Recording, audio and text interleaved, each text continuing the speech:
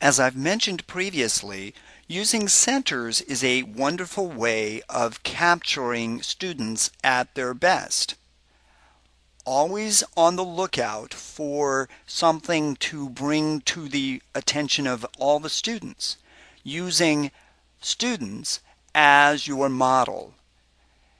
It requires that you approach centers not from a this is what we're going to accomplish, although that can be an agenda and we'll talk about that later, but at least at this initial stage of learning, always on the lookout for, oh, what could I bring? What could I highlight? And what you want to highlight and bring to their attention are things that you want to, quote unquote, teach them. You want them to be aware of, you want them to have the idea that, oh, that's a choice I could make. If we want our students to move ahead in their musical development, then they need to be aware that they have the ability to choose or to not to choose this or that. And what I am trying to do in these upper elementary centers is give my students the opportunity to see that they have choices, that they are aware that they can do things for themselves without my assistance. I want them to be independent musicians, and this is one way I go about accomplishing that. In this concluding video on upper elementary centers, I will highlight timbre, I will highlight accompanying, I will use my musical expertise, knowledge, and skills to extend a student's music. All of these things are possibilities for the students in all my classes. I want them to be aware of the possibilities, because without possibilities, their scope of imagination, their scope of their musical imagination is limited, and I do not want to limit their musical imagination.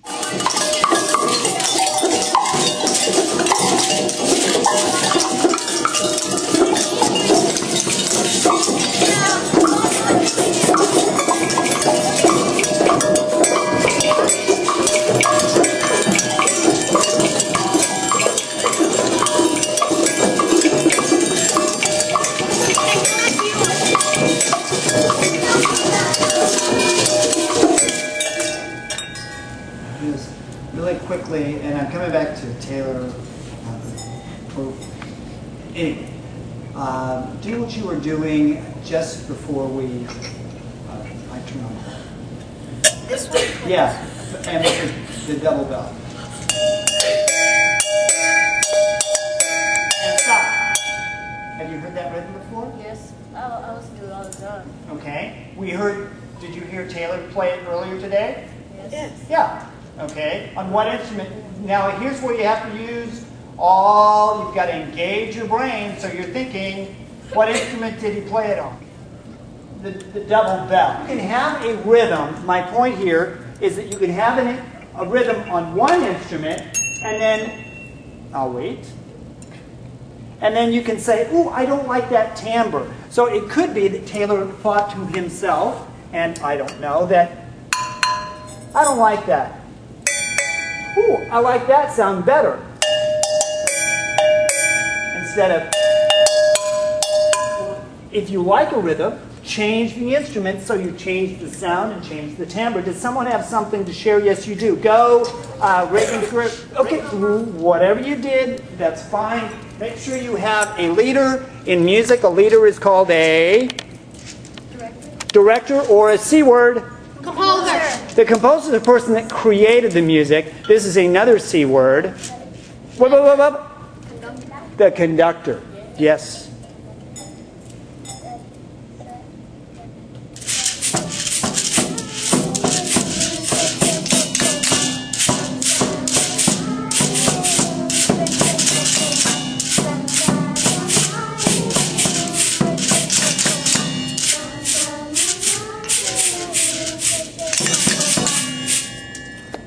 I noticed that there are two phrases in Sansar Chroma. Which phrase did they choose to sing?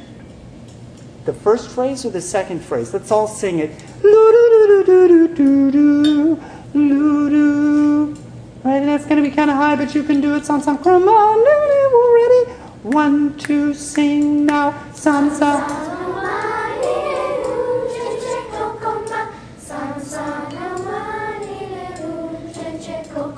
Which phrase did they decide to use? The first one or the second one?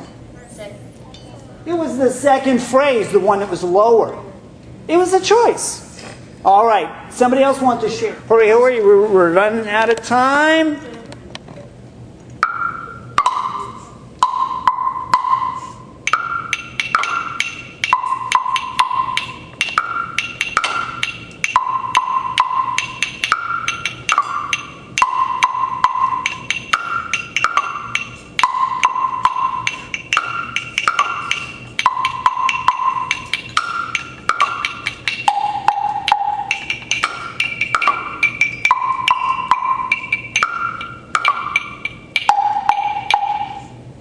Why did you decide to play that rhythm?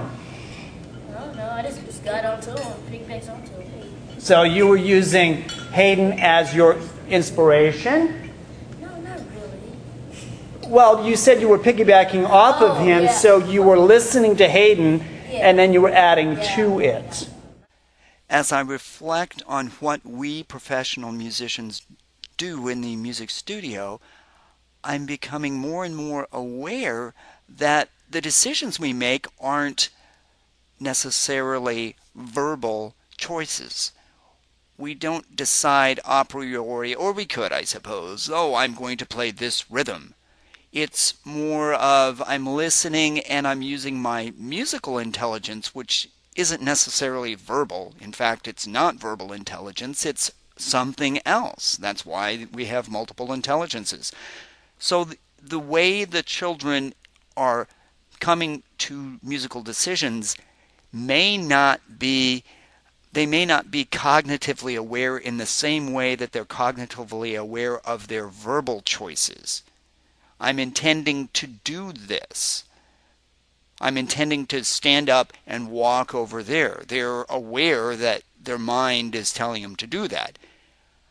When they're making music, their mind is telling them, hopefully, what to do, but they may not be tuned into that part of their brain, that they're aware that, oh, okay, that's a great choice, and it's because I am listening to this.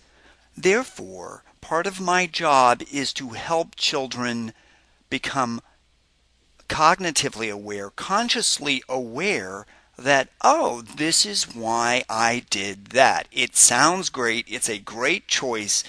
And, oh, okay, I was listening to X, Y, or Z, and that's why I did this.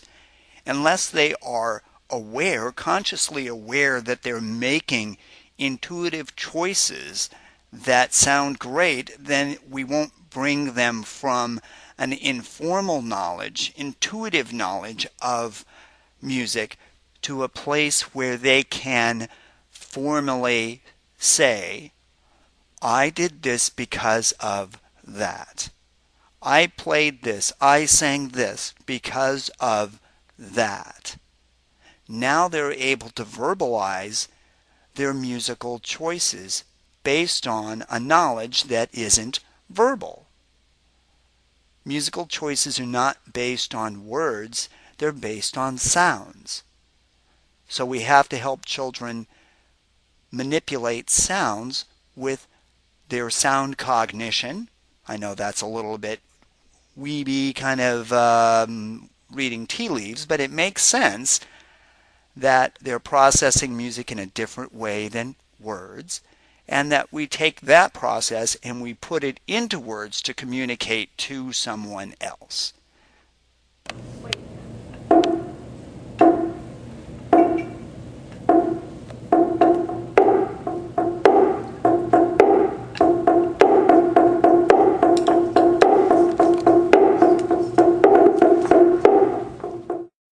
You just saw me dash in front of the camera. I need to get to the tempo blocks because I am inspired to add to this young man's pattern. As musicians with more knowledge and skill, we can bring something to children's music that their peers cannot, in the main, in general. Use opportunities, use every opportunity to extend their music.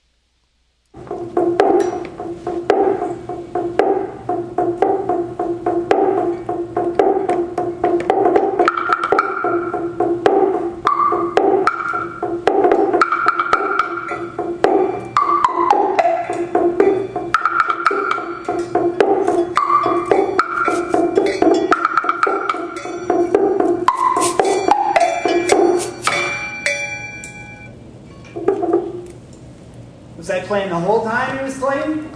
No, I was complimenting what he did. It sounds more interesting when you're not playing all the time.